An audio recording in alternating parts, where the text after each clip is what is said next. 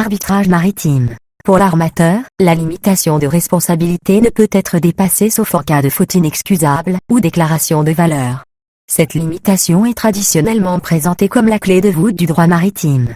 C'est un privilège incontesté qui permet à son bénéficiaire d'opposer à la personne à qui elle a causé un dommage, le droit de ne pas l'indemniser entièrement, même pour le délit ou quasi-délit. Il existe 3 grands systèmes pour la limitation de responsabilité. Le système du droit français issu de l'ordonnance de Colbert. L'abandon du navire à ses créanciers était fait, dans l'état du navire après l'accident. Le système du droit germanique. On est sur une limitation réelle de la responsabilité. Les créanciers de l'armateur ne peuvent qu'exécuter leurs créances jusqu'au montant de la valeur du navire plus du frais. Le système du code des transports. La limitation forfaitaire de responsabilité issue de la Convention, LMC, de Londres 1976. C'est la limitation de responsabilité par palier, en fonction de la taille du navire. Introduction. Avantages. L'arbitrage est un mode alternatif de règlement des différends qui repose essentiellement sur la lex mercatoria, égale règle des relations commerciales, et sur l'idée que le marchand doit être jugé par ses pairs. Ainsi, des clauses d'arbitrage sont régulièrement intégrées dans les BL et lettres de garantie. L'intérêt de l'arbitrage repose aussi sur l'aspect secret puisqu'il n'y a pas de publication des décisions et les parties ne sont jamais nommées. Il y a aussi une plus grande célérité que devant les tribunaux étatiques, 6 mois pour rendre la sentence. Les parties peuvent aussi choisir comment résoudre leur litige, en droit ou en équité. Dans ce dernier cas, l'arbitre ne tranche pas en fonction de la règle de droit mais en fonction de ce qui lui paraît juste. Arbitrage, conciliation, médiation. La médiation est basée sur l'intervention d'un tiers neutre, le médiateur. Son objectif premier est de recréer du lien et restaurer la confiance entre les parties. Tous les échanges sont couverts par la plus stricte confidentialité. Page 1 sur 9 Arbitrage maritime. La procédure de conciliation est une procédure amiable de prévention des difficultés des entreprises. Elle permet à l'entreprise de poursuivre son activité sans que le chef d'entreprise ne soit dessaisi de ses pouvoirs. Les places d'arbitrage sont les lieux où se trouvent les centres d'arbitrage, Paris, Londres, Singapour, Genève. L'arbitrage institutionnalisé va faire tout le suivi administratif de l'arbitrage, mais il est possible d'avoir une clause d'arbitrage ad hoc. Dans ce cas, les 2 parties désignent chacune un arbitre et on ne se réfère pas au centre d'arbitrage. Source du droit. En matière d'arbitrage, on applique les articles 1442 et suivants du Code civil, la Convention de New York de 1938 et les règles d'arbitrage définies par les règlements d'arbitrage. Valeur de la sentence. La sentence arbitrale n'a pas la force exécutoire, il est donc nécessaire d'obtenir une ordonnance d'exequatur auprès du juge étatique pour qu'elle obtienne force exécutoire et demander l'exécution forcée. Page 2 sur 9 Arbitrage maritime. Partie 1. Les principes de l'arbitrage. Le recours à l'arbitrage A. La clause compromissoire ou clause d'arbitrage. La clause compromissoire est la clause par laquelle les parties décident de soumettre leur litige, par avance, à l'arbitrage. La clause compromissoire détermine qui se voit la mission de trancher le litige. Les parties ont aussi la possibilité de compromettre après la naissance d'un litige par le biais d'un compromis. En droit interne, cette clause doit être écrite et identifier clairement le litige qui devra être soumis à l'arbitrage. En matière internationale, il n'y a pas de forme requise. Le Code civil est moins formaliste en matière internationale en raison de la concurrence avec les législations étrangères. Les litiges pouvant être soumis à l'arbitrage. La matière soumise à l'arbitrage doit rester essentiellement contractuelle. À ce titre, des matières de droit interne ne sont pas sujets à l'arbitrage comme le contentieux prud'homal. En matière maritime, la Cour de Paris s'est questionnée sur la possibilité qu'un litige de droit social puisse être soumis à l'arbitrage. En l'espèce, le litige portait sur un contrat d'engagement maritime. Par un arrêt du 8 novembre 2022, la Cour a considéré que le lieu d'exécution s'exécutait dans plusieurs États. La clause d'arbitrage était donc contenue dans un contrat international et donc licite. La notion d'autonomie et d'indépendance a des missions. La clause compromissoire est indépendante du contrat. Le principe et la validité de la clause sans rechercher la loi applicable au contrat, Cass. Civ. 4 juillet 1972. Cette autonomie survit au contrat même s'il est expiré ou nul. Le juge va seulement devoir rechercher la volonté des parties. Cass. Comme. 23 novembre 2022. En cas de redressement, l'administrateur peut décider la poursuite de certains contrats. En l'occurrence, il va résilier le contrat de franchise et la clause arbitrale. Dans le litige entre le franchiseur et le franchisé, la clause d'arbitrage ne saurait être résiliable car ce n'est pas un contrat en cours au sens des dispositions du Code de commerce relatives aux procédures collectives. La compétence reste donc celle du tribunal arbitral. Page 3 sur 9. Arbitrage maritime. B. L'incompétence du juge étatique lorsqu'un litige relevant d'une convention d'arbitrage est porté devant une juridiction de l'État, celle-ci se déclare incompétente sauf si le tribunal arbitral n'est pas encore saisi et si la convention d'arbitrage est manifestement nulle ou manifestement inapplicable. Article 1448, Code de procédure civile. Le juge étatique doit donc simplement se borner à vérifier l'existence de la clause et doit se déclarer immédiatement incompétent. Arrêt du 6 novembre 2013. Il y a une exception à ce principe car peuvent être soumis au juge étatique des mesures préalables ou conservatoires, saisie conservatoire. Un expert judiciaire est alors nommé et la saisie est prononcée par ordonnance du juge. Parallèlement, les parties pourront engager une action devant l'instance arbitrale. Le principe de l'incompétence du juge étatique renvoie au principe compétence de l'article 1465 qui correspond à la compétence de l'arbitre à statuer sur sa propre compétence. Seule la nullité de la clause pour illégalité manifeste fait obstacle à son application. Arrêt du 11 juillet 2006. Opposabilité de la clause d'arbitrage dans le contrat de transport. En droit interne, le principe est que la clause compromissoire doit être acceptée par la partie à laquelle on l'oppose. Article 2061. On considère qu'il faut une acceptation expresse et précise de la clause. Pour le chargeur, s'il contracte le BL ou la CP, il n'y a pas de problème pour son consentement. En revanche, pour le destinataire c'est plus compliqué puisque la jurisprudence française retire la nécessité de l'acceptation expresse de la clause. Arrêt de 1994, Nagasaki. La CJCE a indiqué qu'on peut se référer à un usage du commerce pour déterminer le consentement du destinataire. CJCE, Castelti, 1999. En droit anglais, on se demande plutôt si le destinataire a succédé au droit du chargeur, ce qui n'est pas le cas en droit français. Arrêt Russe, 1984. Pour le tiers porteur, la clause lui est opposable s'il a succédé au chargeur en vertu du droit national. Arrêt CJCE, Correc, 2009. Jusqu'en 2008, la Cour de cassation va avoir de conception de l'acceptation par le destinataire. La Chambre commerciale considère qu'il faut l'acceptation expresse de la clause d'arbitral.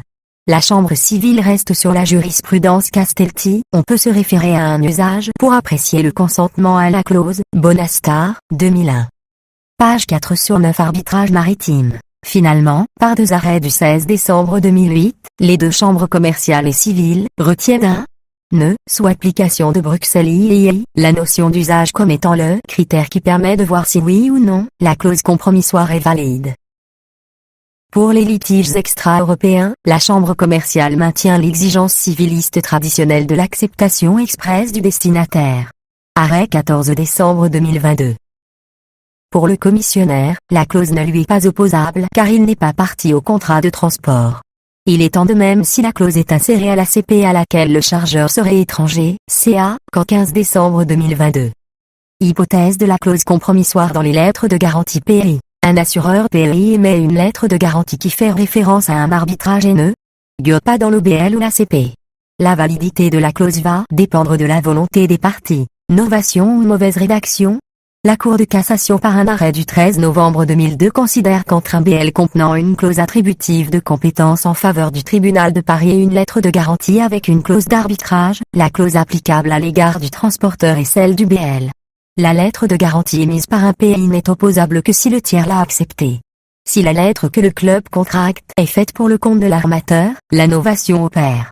Page 5 sur 9. Arbitrage maritime. Partie 2. Le tribunal arbitral et la sentence. Le tribunal arbitral. Le tribunal arbitral est composé par des personnes physiques jouissant de leurs droits et de leurs capacités juridiques et préférablement issues du même milieu professionnel.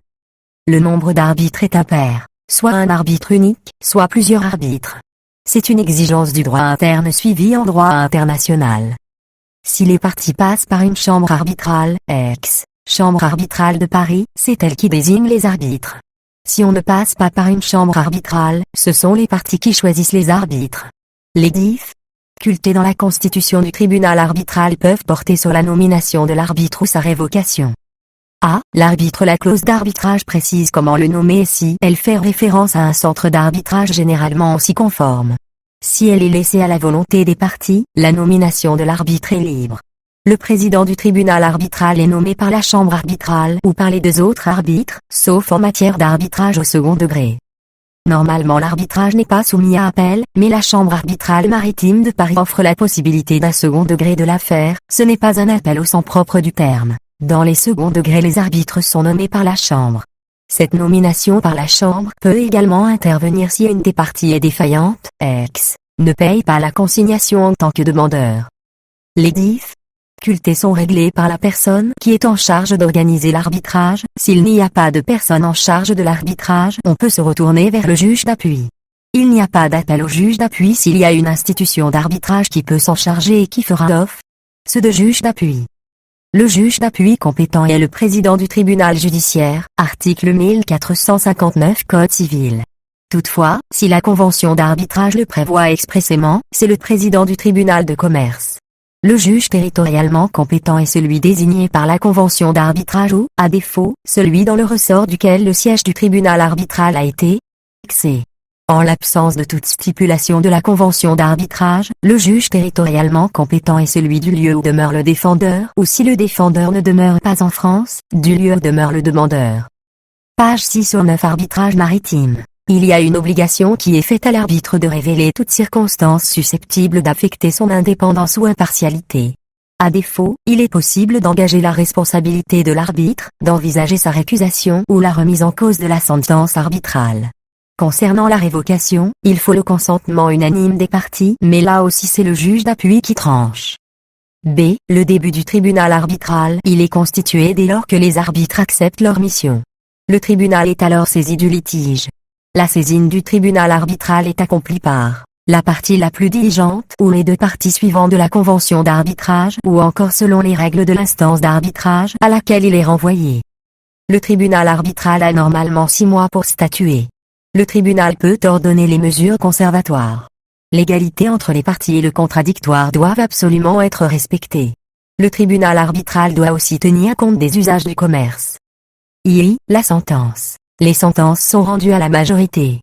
Ce tribunal statue en droit ou en amiable composition selon la volonté des parties. Sans mention prévue par les parties, il statue en droit. Pour la délibération, l'arbitrage est d'abord introduit. Ensuite, l'arbitre est nommé et la consignation est payée. Le tribunal est réuni et la sentence est mise en délibéré. La sentence est secrète et rendue à la majorité. Elle doit être motivée et à autorité de la chose jugée. Elle doit être signée par les arbitres et le tribunal arbitral qui met à la procédure d'arbitrage. En droit français, la minorité peut ne pas signer la sentence. En droit anglais, les opinions majoritaires et minoritaires sont mentionnées. À peine de nullité, la sentence doit être composée de la signature des arbitres, le nom des arbitres, le nom des parties, la date et le lieu de la sentence, l'exposé des moyens des parties et la motivation. Page 7 sur 9 Arbitrage maritime. La sentence a l'autorité de chose jugée, mais pour qu'elle soit exécutable, elle doit revêtir une formule exécutoire. L'arbitre ne peut pas le faire car il n'a pas de pouvoir régalien. Il faut donc demander une exécution par voie de requête jointe. Le juge peut refuser l'homologation de la sentence uniquement si elle est contraire à l'ordre public. La décision de refus d'exécution est susceptible d'appel. La sentence avant l'exécution n'est pas susceptible d'appel, article 1489. Sauf si les parties en conviennent autrement. Une fois rendue, la sentence peut faire l'objet d'examen par d'autres arbitres. C'est un nouvel examen du litige. Elle devient ensuite définitive. Le recours en annulation peut intervenir dans 6 cas. L'incompétence du tribunal arbitral, la constitution irrégulière du tribunal arbitral. Le tribunal a statué en dehors de la mission qui lui a été confiée, et l'arbitre ne peut pas juger extra petit a. Non-respect du principe du contradictoire, la sentence est contraire à l'ordre public, le juge de l'annulation peut lui-même chercher des faits contraires à l'OP en examinant les pièces soumises, peu importe qu'elles aient déjà été soumises aux arbitres, en cas de nullité de forme sauf pour les sentences françaises. Le recours en annulation n'est pas suspensif et il est possible de demander un aménagement ou arrêt d'exécution. La chambre arbitrale maritime. Cette chambre arbitrale est une institution propre à l'arbitrage maritime. Elle est soumise à la loi 1901 relative aux associations. Son siège social est à Paris. Elle est composée par des membres qui payent une cotisation. Il y a des membres institutionnels, chargeurs, courtiers de frais, et des membres physiques, les arbitres. Il y a une AG chaque année avec les personnes physiques et institutionnelles. En tout, il y a 16 membres dont le président, le secrétaire général salarié. Il y a aussi le comité d'arbitrage qui a un rôle de juge d'appui et qui suit tout le backup administratif, saisie du tribunal, identification des parties, gérer les consignations. Page 8 sur 9 Arbitrage maritime. Son domaine de compétence est le maritime et plus largement le transport, commission, management, événements de mer, activités uviales. La procédure se fait par saisine par la partie la plus diligente. Elle vaut interruption de la prescription. Le paiement de la consignation